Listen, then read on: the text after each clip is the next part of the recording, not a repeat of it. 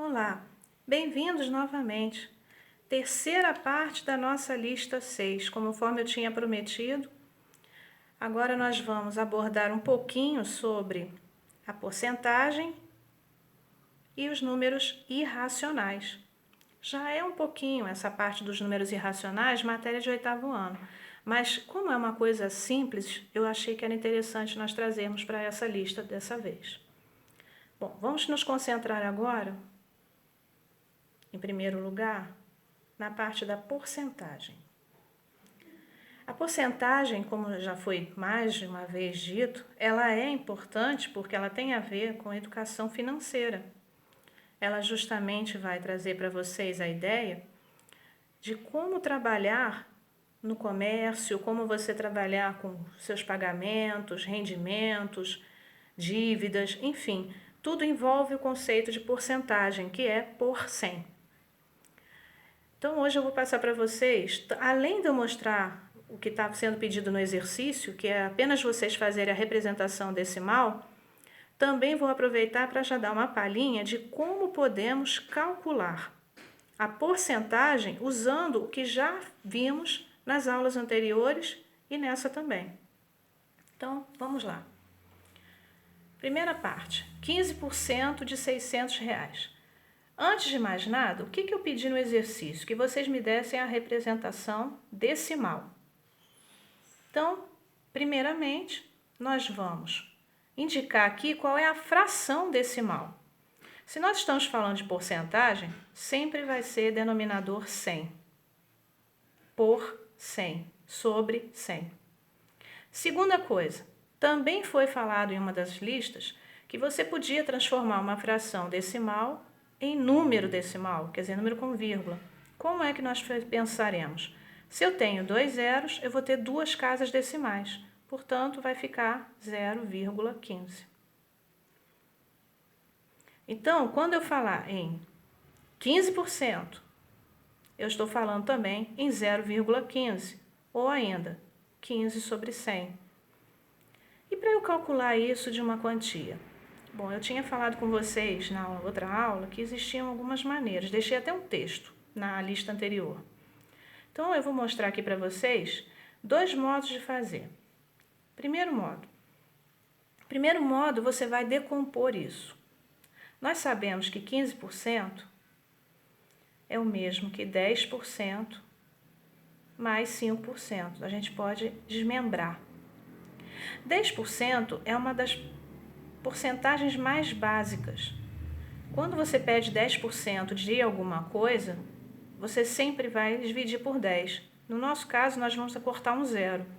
Então, 10% de 600 vai ser exatamente você tirar um zero, ou seja, R$60. 5% desses 600 vai ser o quê? A metade de 10%. 5 não é metade de 10? Então, se eu quero 5%, é a metade do que eu achei para 10%, ou seja, 30. Terminando, podemos dizer que a nossa resposta aqui seria 60 mais 30, ou seja, vai dar R$90. Parou por aí? Não, temos outras maneiras. Hoje, como eu já prometi, vamos mostrar 2 modos. Qual é o outro modo? Você usar essa ideia aqui da representação decimal. Então, quando eu botei 15% de 600, eu também poderia representar assim, ó. 15 sobre 100, que é os 15%.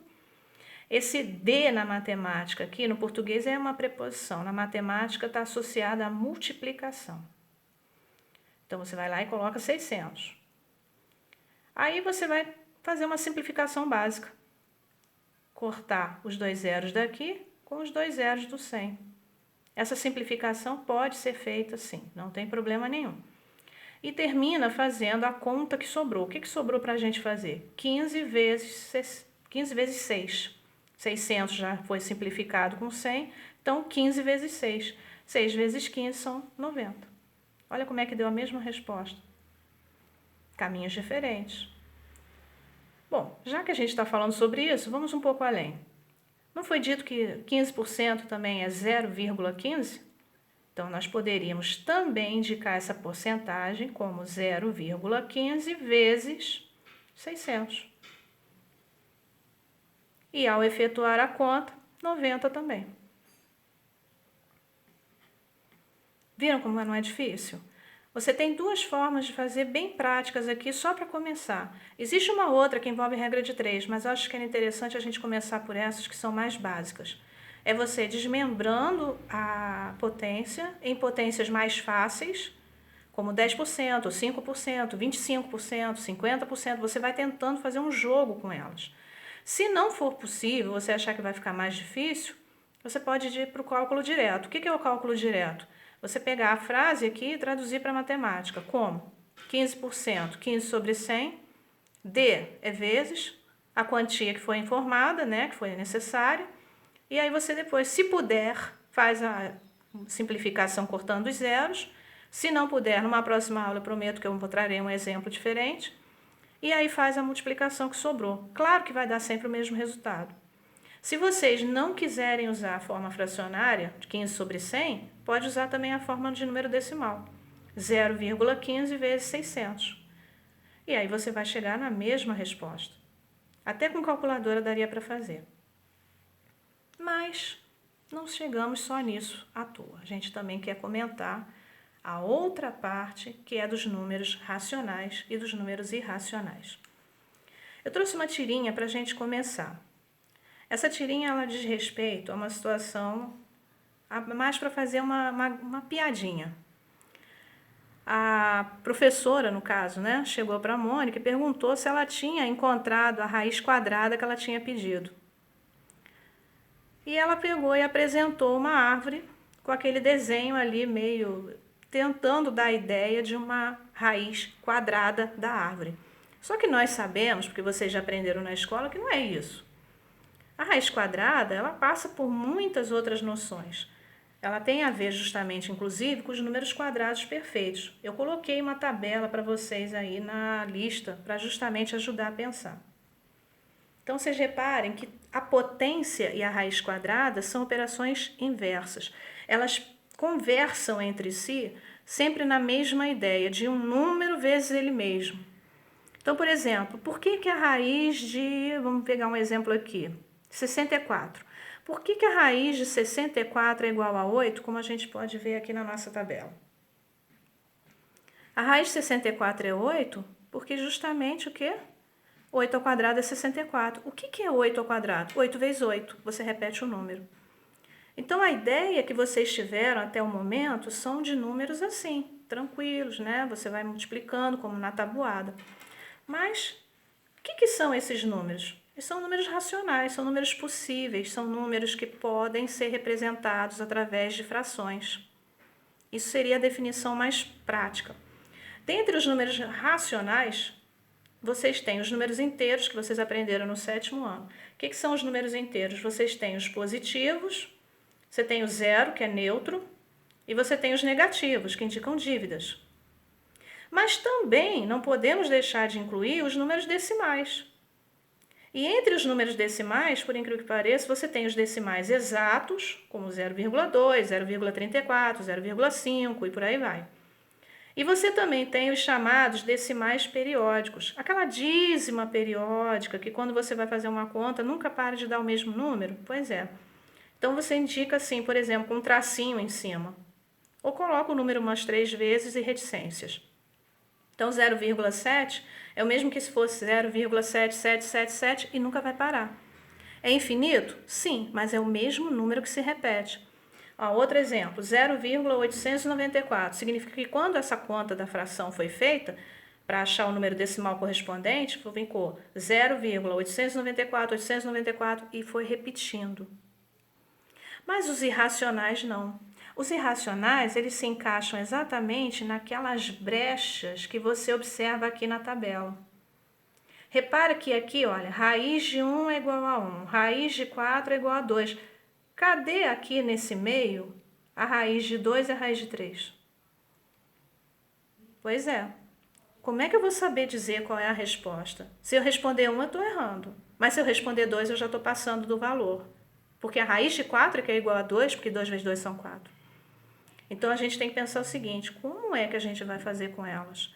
Elas são realmente um valor possível? Sim, são um valor possível.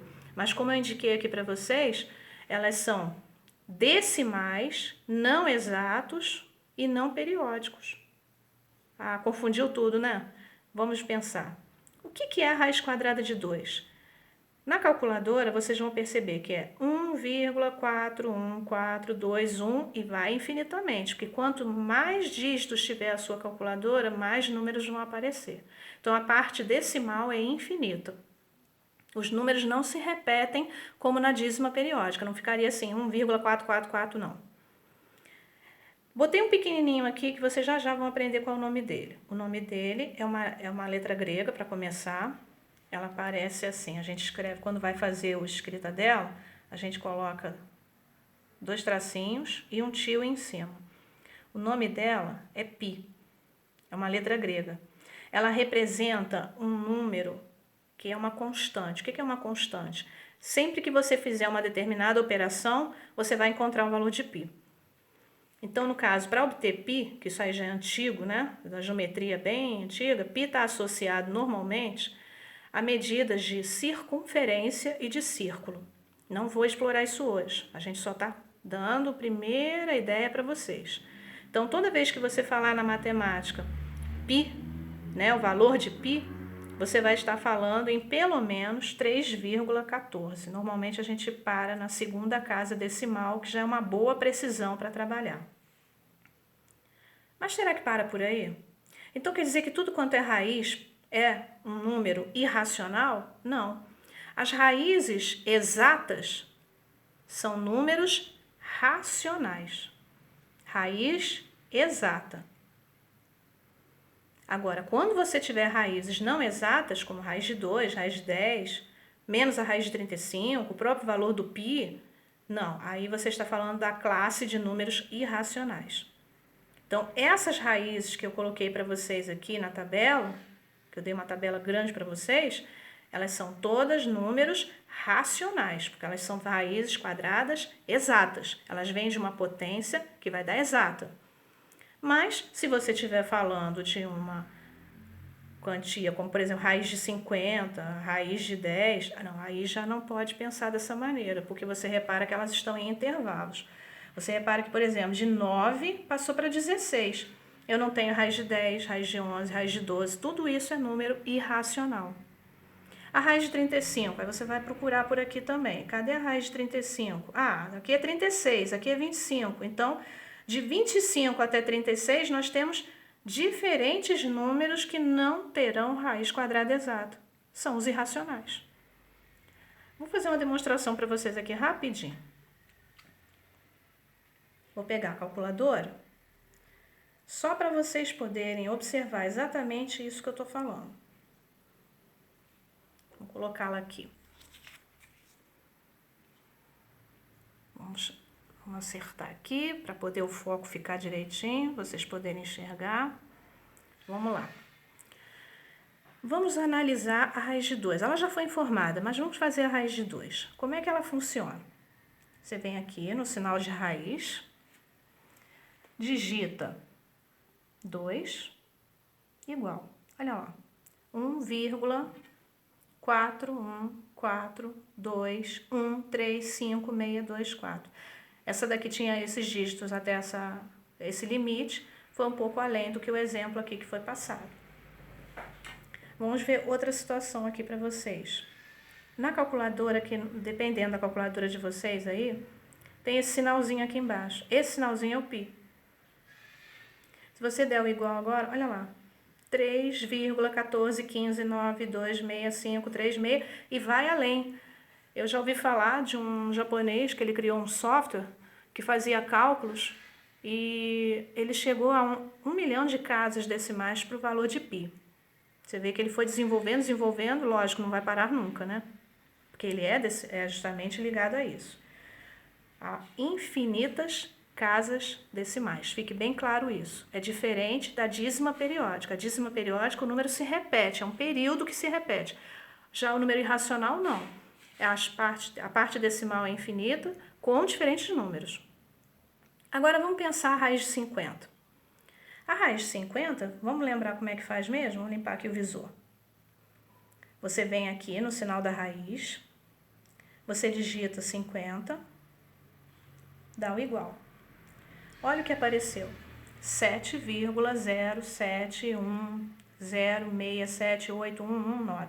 Nós não precisamos colocar aqui o valor todo. Você pode trabalhar com valor aproximado. O valor aproximado a gente vai convencionar de trabalhar até a segunda casa decimal, tá bom?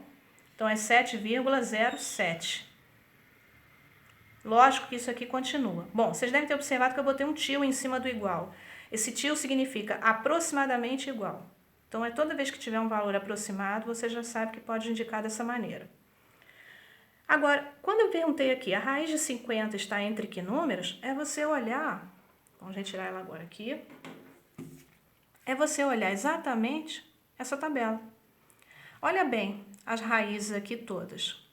Ó, 1, 4, 9, 16, 25, 36, 49, 64. De 49 pulou para 64. Se de 49 pulou para 64, significa que o 50 está nesse meio. Então, eu posso dizer que a raiz de 50 está entre 7 e 8. Entre 7 e 8. Então, é 7, alguma coisa. É isso que quer dizer. O limite dele é 7, mas não é exatamente 7, porque 7 é a raiz de 49. Mas também não é 8, porque 8 passa muito. Então, a gente já sabe que o valor aproximado é uma estimativa e é 7, alguma coisa. Agora, a perguntinha que eu deixei aqui para a gente pensar. Será que a raiz de 25 sobre 9 é racional ou irracional? O que vocês acham? Vamos pensar. A raiz de 25 tem na nossa lista? Tem. A raiz de 9 tem na nossa lista? Também. Então, eu acho que a gente pode afirmar que se a raiz de 25 tem na nossa lista e a raiz de 9 também tem, ela só pode ser exemplo de um número racional. Por quê? Porque a raiz de 25 é 5 e a raiz de 9 são 3. Eu tenho resposta. Uma resposta exata. Raiz cúbica de menos 8. Essa pode complicar um pouquinho. Mas raiz cúbica de menos 8, qual é a ideia da raiz cúbica? É você ter 3 números que, ao serem multiplicados, vão resultar menos 8. Sabe qual é a resposta? Menos 2. Ó, menos com menos é mais com menos é menos. 2 vezes 2, 4, 4 vezes 2 são 8. Então, a raiz cúbica de menos 8 é menos 2. É um valor exato. Então, ela também é um exemplo de número racional. Bom, encerrando, quero agradecer por vocês terem esperado até este momento do vídeo e gostaria de dar um último recado. Estamos passando todos por esse momento difícil, é importante nós nos unirmos e ame-se, cuide-se, previna-se. Nós queremos voltar a ver todos vocês e estar com todas as suas famílias com saúde e bem. Então, eu espero que as explicações tenham ajudado. Vamos continuar nos cuidando, porque nos cuidando, nós vamos estar cuidando do nosso próximo também. E vou deixar por último esse desafio. Você tem uma expressão, 4 mais 4 vezes 4 mais 4. Na próxima, eu gostaria que vocês me dissessem qual é o símbolo que corresponde à resposta certa na opinião de vocês. Então, é só vocês me dizerem, é coraçãozinho? Quer dizer, é 64? Vai dar um like, um ok? É 36? Ou você vai botar alguém rindo, né? O emoji do rindo, dando 24. Lembrem da ordem de operações. E muito obrigada, mais uma vez, pela paciência. Espero ter realmente dado aí uma esclarecida e as coisas terem ficado um pouco melhores para vocês entenderem. Até a próxima. Fiquem com Deus.